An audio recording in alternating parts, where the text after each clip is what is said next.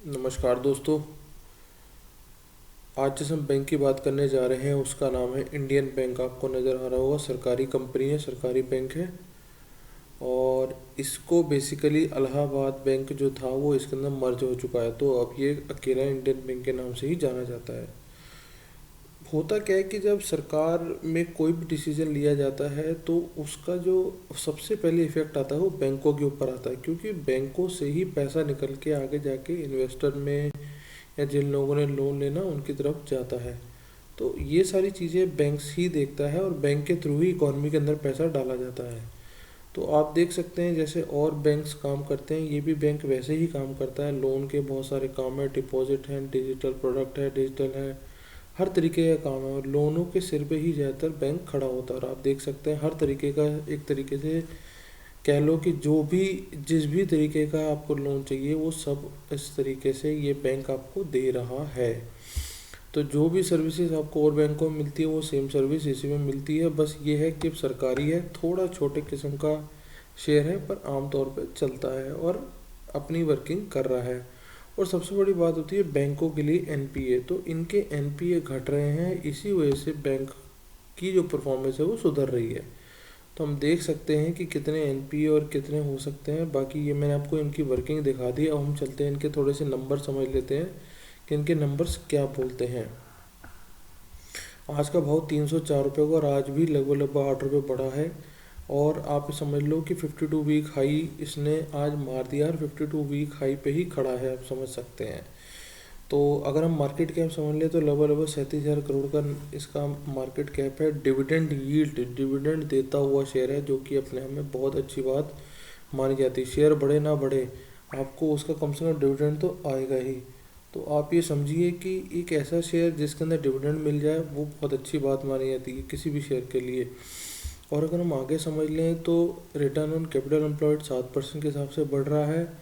और profit growth 31% की है। प्रॉफिट ग्रोथ थोड़ी स्लो है और बैंकों के मुकाबले, सरकारी बैंकों के मुकाबले। पर यह है कि ये एक ऐसा बैंक है जो आपकी इन्वेस्टमेंट को धीरे धीरे धीरे धीरे चर्न आउट करता रहेगा, आपको लॉस नहीं होने देगा। रुक तो जरूर जाओगे इफ़ इन केस अगर रुकता है, क्योंकि सरकारी है। कई बार सरकार ऐसे डिसीजन ले लेती है जिसकी वजह से बैंकों में थोड़ी सी चाल स्लो हो जाती है, पर ऐसा कुछ नहीं है कि रुक जाते हैं। जैसे आपको मैंने कल भी बताया था कि बैंक ऑफ बड़ौदा में काम अच्छा हो सकता है और वो हुआ जो कि।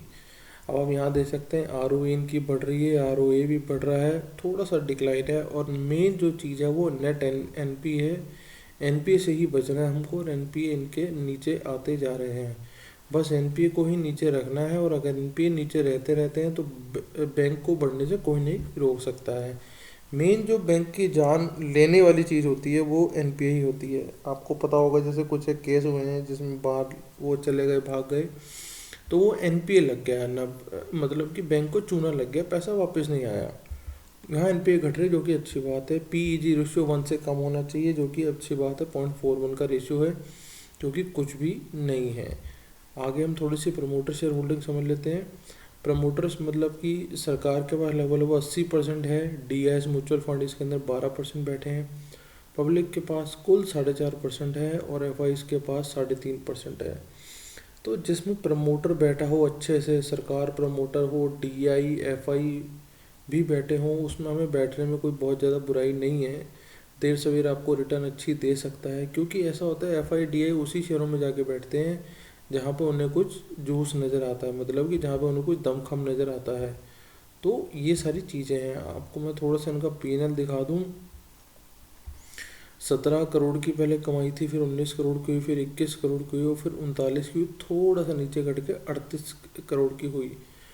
कमाई ऊपर नीचे होती रहेगी, पर हमें देखना है प्रॉफिट। प्रॉफिट आप यहाँ देख लें। अगर हम प्रॉफिट बिफोर टैक्स की बात कर लूँ तो 1076, 284 बिल्कुल गिरा, 1372 हो गया, फिर 2905 हुआ, 2905 का सीधा 3204 हुआ।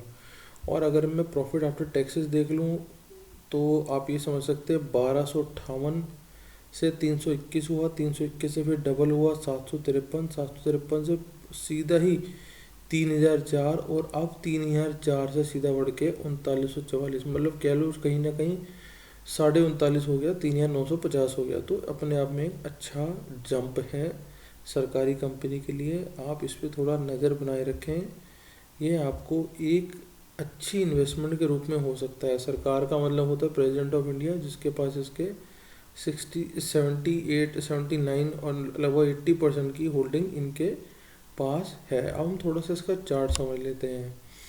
या आप उसको चार्ट आपको नज़र में आ रहा होगा, 15 मिनट का चार्ट लगा रखा है मैंने, और इस चार्ट के अंदर आपको 304 रुपये का इसका एक भाव नज़र आ रहा है।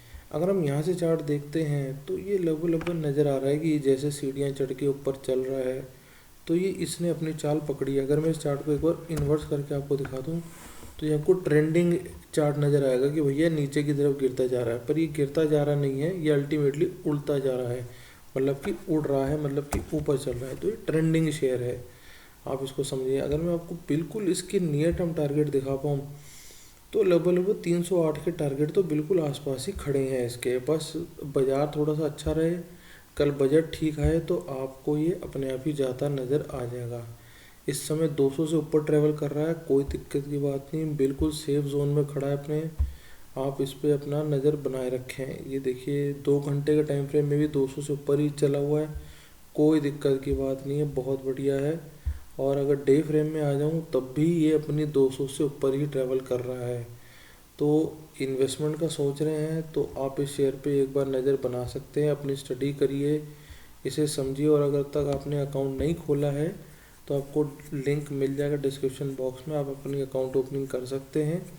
और टेलीग्राम के माध्यम से भी हमसे जुड़ सकते हो, हम आपको निफ्टी के पॉइंट्स देते रहते हैं। तो बाकी हमारे चैनल को सब्सक्राइब कर लीजिए और ऐसे ही अच्छे शेयरों के लिए हमारे से जुड़े रहिए। Thank you, thanks a lot.